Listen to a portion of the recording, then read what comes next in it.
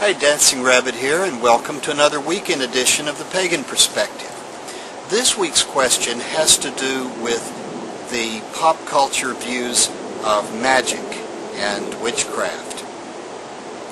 There are a lot of people that watch the popular programs that have magical themes like Charmed, like the Harry Potter series. Well, even the Lord of the Rings has magic in it, and sometimes in conversation comes up, what do you think about it? Wouldn't it be cool if? To tell you the truth, I haven't had anybody ask me anything like that. It hasn't come up in conversation, and I'm really not sure when. So long that I really can't think of the last time or a specific instance.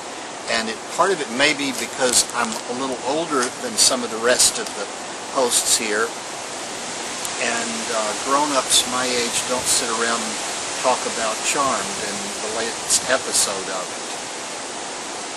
I do agree with Eric that I think most of the people that would bring up something like that are interested in the fantasy of it.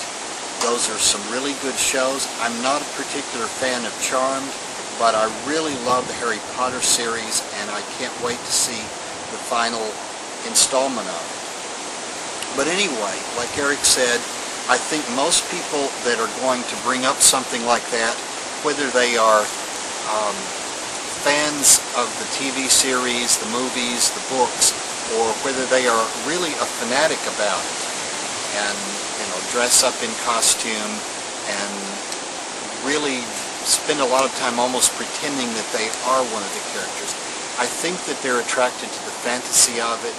And I agree, it would be really cool if I could wave my wand and recite some sort of bad Latin and have stuff happen, get the special effects going. I also agree with Eric that most of the time it's probably not productive to take the conversation really anywhere. If somebody wants to talk about Harry Potter, and I'm sure some of my friends will be when the new movie is out and we've all had a chance to see it, then I'll talk about the movie. But I'm not probably going to use that as a segue to talk about the kind of magic I do. Now, on the other hand, if somebody who knows that I practice witchcraft were to ask me about it, is what you do anything like Harry Potter, or is it anything like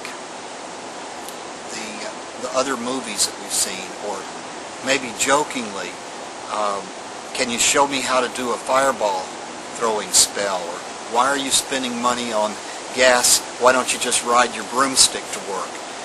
I think if anybody asked me something like that and realized that I am a pagan and that I do work magic, I would probably use the opportunity to explain it to them. Paganism, in all of its many varieties, is not a missionary faith. We don't go knocking on doors spreading the word of the great goddess and the horned lord. That we're all pretty open-minded. Whatever path works for you is fine. If you're a Christian, a Muslim, a Jew, an atheist, or whatever, as long as it melts your butter and you don't hurt me, then I'm cool with it. So I also agree with Eric on that point. However, I am dodging the ray of sunlight that's kind of coming down and messing with the camera and messing with my eyes here.